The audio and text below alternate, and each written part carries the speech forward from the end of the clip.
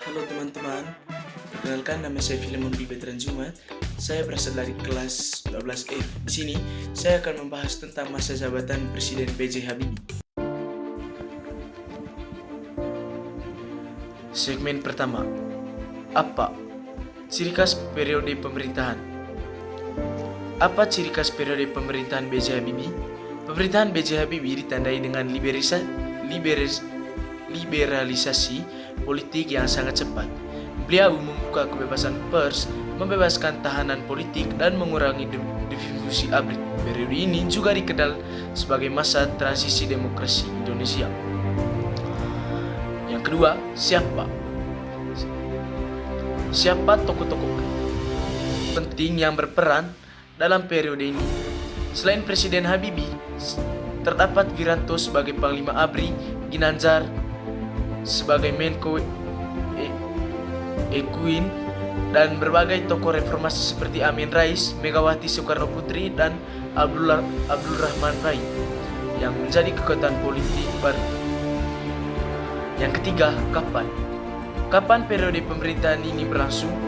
B.J. Habibie menjabat sebagai Presiden RI mulai 21 Mei 1998 hingga Oktober 1999, menggantikan Soeharto yang mengundurkan diri di tengah krisis ekonomi dan tuntutan reformasi. Yang keempat, di mana? Di mana wilayah yang merasakan dampak dan kebijakan pemerintahan tersebut? Seluruh Indonesia merasakan dampak liberalisasi politik. Namun ada daerah khusus yang mengalami perubahan signifikan, yaitu Timur Timur, yang melaksanakan referendum dan akhirnya memilih merdeka. Jakarta sebagai pusat pemerintahan menjadi saksi lahirnya puluhan partai politik baru.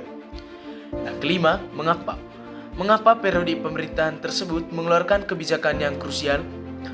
Indonesia saat itu berada dalam tekanan besar, krisis ekonomi, krisis kepercayaan terhadap pemerintah, dan tuntunan reformasi yang masif. Habibie mengeluarkan kebijakan krusial, yaitu yang pertama, kebebasan pers dengan mencabut perbatasan media. Yang kedua, referendum Timur Timur untuk menyelesaikan konflik berkepanjangan. Yang ketiga, pemilu demokratis 1999 yang pertama setelah 44 tahun. Yang keempat, liberalisasi politik yang dengan mengizinkan pembentukan partai politik. Kebijakan ini diambil untuk menjawabkan tuntutan reformasi yang mengembalikan kepercayaan rakyat.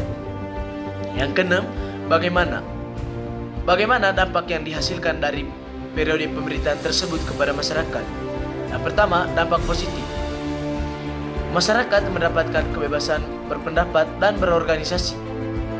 Lahirnya sistem multipartai yang demokratis. Pers bebas mengkritisi pemerintah. Pemilu 1999 berjalan relatif demokratis. Dampak negatif.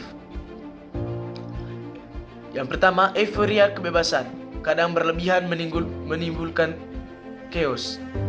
Yang kedua, lepasnya Timur Timur menimbulkan kontroversi. Yang ketiga, ekonomi belum pulih sepenuhnya. Yang keempat, masa jabatan singkat membuat banyak program belum tuntas. Namun, secara keseluruhan, periode Habibie menjadi fondasi penting bagi demokratis Indonesia hingga saat ini.